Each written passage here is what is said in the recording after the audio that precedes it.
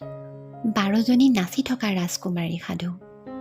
এসময়ত এজন ৰজাৰ 12গৰাকী বৰ ধুনীয়া ছোৱালী আছিল। তেওঁলোক এটা বৰ ধুনীয়া ৰাজপ্ৰাসাদত বাস কৰিছিল। ৰজাই তেওঁৰ 12গৰাকী জীয়েকক বৰ ভাল পাইছিল, কিন্তু তেওঁ ৰাজকুমাৰী কেইগৰাকীক কঠোৰ অনুশাসনৰ মাজত ডাঙৰ দীঘল কৰিছিল। ৰজাৰ বিনা অনুমতিত তেওঁলোক ৰাজপ্ৰাসাদৰ বাহিৰ হ'ব নোৱাৰিছিল। কিন্তু প্ৰতিদিনে ৰাজপ্ৰাসাদত এটা বৰ আচৰিত ঘটনা ঘটি আছিল। প্ৰতিদিনে ৰাতিপুৱা যেতিয়া ৰাজকুমাৰী কেইগৰাকী শোৱাৰ পৰা উঠে, তেওঁলোকৰ জোতাবোৰ ফাটি উৱলি যোৱা দেখা যায়। জোতাবোৰ দেখিলে এনে লাগে যেন তেওঁলোকে গোটেই ৰাতি সেই জোতাবোৰ পিন্ধি নাচি থকাৰ বাবেই ফাটি নষ্ট হৈ যায়। এই কথাটোৱে ৰজাক বৰ আমনি কৰে। তেওঁ প্ৰতিদিনে ৰাজকুমাৰী কেইগৰাকীৰ বাবে নতুন জোতা কিনিবলগীয়া হয়। ৰাজকুমাৰী কেইগৰাকীৰ ফটা জোতাৰ ৰহস্য কোনেও উদ্ঘাটন কৰিব নোৱাৰিলে। এদিন ৰজাই এটা কথা ভাবিলে। তেওঁ ৰাজ্যত ঘোষণা কৰিলে যে যিজন ব্যক্তিয়ে ৰাজকুমাৰীৰ ফটা জোতাৰ ৰহস্য উদ্ঘাটন কৰিব পাৰিব, তেওঁক ৰজাই এটা ধুনীয়া ঘৰ আৰু অজস্ৰ টকা পইচাৰে পুৰস্কৃত কৰিব। ৰজাৰ ঘোষণা শুনি ৰাজ্যবাসী বৰ আনন্দিত হ'ল। বহুতেই ৰাজকুমাৰীসকলৰ ফটা জোতাৰ ৰহস্য উদ্ঘাটনৰ বাবে চেষ্টা চলালে, কিন্তু সকলো বিফল হ'ল। অৱশেষত ৰাঘৱ নামৰ এটা বৰ দয়ালু ল'ৰাই এবাৰ এটা চেষ্টা চলোৱাৰ সিদ্ধান্ত কৰিলে।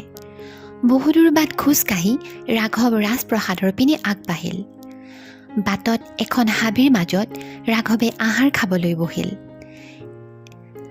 এটা ডাঙৰ এন্দুৰ আহি ৰাঘৱৰ ওচৰ চাপিল। এন্দুৰটোৰ ভোক লাগি থকাত ৰাঘৱে তাৰ নিজৰ আহাৰৰ পৰা এখন ৰুটি এন্দুৰটোক খাবলৈ দিলে। এন্দুৰটো দৰাচলতে এটা যাদুকৰী এন্দুৰ আছিল। তাৰ হাতত বিশেষ ক্ষমতা আছিল। ৰাঘৱৰ প্ৰাণীৰ প্ৰতি থকা দয়া দেখা পাই এন্দুৰটোৱে ৰাঘৱক এটা যাদুকৰী চোলা উপহাৰ হিচাপে দিলে আৰু লগতে এইটো ক'লে যে চোলাটো পিন্ধি ৰাঘৱ অদৃশ্য হৈ পৰিব। এন্দুৰটোৱে ৰাঘৱক সকিও নিদিলে যে ৰাজকুমাৰী কেইগৰাকীয়ে দিয়া একো বস্তুৱেই যাতে ৰাঘৱে নাখায়। এন্দুৰটোৰ কথা শুনি ৰাঘৱ আচৰিত হ'ল আৰু এন্দুৰটোক ধন্যবাদ জনাই সি ৰাজপ্ৰাসাদলৈ পুনৰ যাত্ৰা কৰিলে। ৰাজপ্ৰাসাদত উপস্থিত হৈ ৰাঘৱে ৰাজকুমাৰী কেইগৰাকীক লগ পালে। ৰাজকুমাৰী কেইগৰাকীয়ে ৰাঘৱৰ লগত বৰ ভাল ব্যৱহাৰ কৰিলে আৰু এবিধ ফলৰ ৰস খাবলৈ দিলে। ৰাজকুমাৰী কেইগৰাকীৰ কথাত ভুল গৈ ৰাঘৱে এন্দুৰটোৱে কোৱা কথাখিনি পাহৰি গ'ল আৰু সুস্বাদু ফলৰ ৰসখিনি পি খালে। তৎক্ষণাৎ ৰাঘৱ গভীৰ নিদ্ৰাত পৰিল। পিছদিনা ৰাতি পুনৰ ৰাঘৱে এজনী ধুনীয়া ৰাজকুমাৰীয়ে দিয়া ফলৰ ৰস খালে আৰু পুনৰ টোপনি গ'ল। ৰাতি কি হ'ল সি একোৱেই গম নাপালে। তৃতীয় দিনা ৰাতি পুনৰ এজনী ৰাজকুমাৰীয়ে ৰাঘৱক এগিলাচ সুস্বাদু ফলৰ ৰস খাবলৈ দিলে, কিন্তু এইবাৰ ৰাঘৱৰ যাত্ৰাপথত পোৱা এন্দুৰটোৱে কোৱা কথাখিনি মনত পৰিল। ৰাঘৱে ফলৰ ৰস গিলাচ ল'লে, কিন্তু নাখালে আৰু কোনেও নেদেখাকৈ পেলাই দিলে। তাৰপিছত সি বিচনালৈ গ'ল আৰু টোপনি যোৱাৰ ভাও জুৰিলে। মাজনিশা ৰাঘৱ বিচনাৰ পৰা উঠিলে আৰু এন্দুৰটোৱে দিয়া চোলাটো পিন্ধি অদৃশ্য হৈ পৰিল। তাৰপিছত সি ৰাজকুমাৰী কেইগৰাকীৰ কোঠাত প্ৰৱেশ কৰিলে।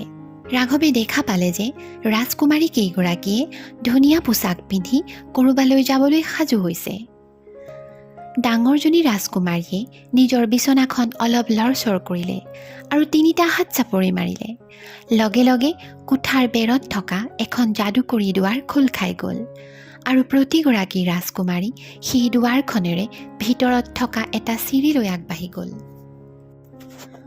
ৰাঘৱ আচৰিত হ'ল আৰু সি ৰাজকুমাৰী কেইগৰাকীক অনুসৰণ কৰিলে। অলপ দূৰ যোৱাৰ পিছত তেওঁলোক এখন হাবিত উপস্থিত হ'ল। সেই হাবিখনৰ সকলোবোৰ গছ-গছনি ৰূপৰ আৰু জোনৰ পোহৰত তিৰবিৰাই আছিল। ৰাঘৱে হাবিখনৰ চিনস্বৰূপে গছৰ এটা সৰু ডাল ভাঙি চোলাৰ জেপত ভৰাই ল'লে। এইবাৰ ৰাজকুমাৰী কেইগৰাকী এখন নদীৰ পাৰত উপস্থিত হ'ল আৰু এখন ডাঙৰ নাৱত উঠি তেওঁলোকে নদীখন পাৰ কৰিলে। ৰাজকুমাৰী কেইগৰাকীৰ লগত অদৃশ্য ৰাঘৱেও নদীখন পাৰ কৰিলে। নদীখন পাৰ হৈ এইবাৰ তেওঁলোক এটা ধুনীয়া ৰাজ অট্টালিকাত প্ৰৱেশ কৰিলে। ভিতৰত কিছুমান সংগীতজ্ঞই বাদ্যযন্ত্ৰ বজাবলৈ আৰম্ভ কৰিলে আৰু সংগীতৰ তালে তালে ৰাজকুমাৰী কেইগৰাকীয়ে নৃত্য কৰিবলৈ ধৰিলে। বহু সময় নৃত্য কৰাৰ ফলত তেওঁলোকৰ জোতাবোৰ ফাটি উৱলি গ'ল। নৃত্য কৰি ভাগৰ লগাত তেওঁলোক পুনৰ ৰাজপ্ৰসাদলৈ উলটি আহিল। ৰাজকুমাৰীহঁতৰ ৰহস্যটো উদ্ঘাটন কৰি ৰাঘৱ অতি আনন্দিত হ'ল। পিছদিনা ৰাতিপুৱা হিৰজাক সকলো কথা বিৱৰি ক'লে আৰু প্ৰমাণস্বৰূপে হাবিৰ পৰা ভাঙি লৈ অহা ৰূপৰ গছৰ ডালটো দেখুৱালে। ৰজাই নিজৰ ভুল বুজি পালে আৰু প্ৰতিদিনে 1 ঘণ্টা সময় ৰাজকুমাৰীহঁতক নৃত্য কৰাৰ বাবে ব্যৱস্থা কৰি দিলে আৰু এইদৰেই ৰাজকুমাৰীহঁতৰ জোতাবোৰ ভাল হৈ থাকিবলৈ ল'লে। ৰজাই নিজৰ কথা মতে ৰাঘৱক এটা সুন্দৰ ঘৰ আৰু বহু ধন সোণ দি পুৰস্কৃত কৰিলে। সকলো আনন্দিত হ'ল আৰু সুখে শান্তিৰে দিন কটাব ধৰিলে।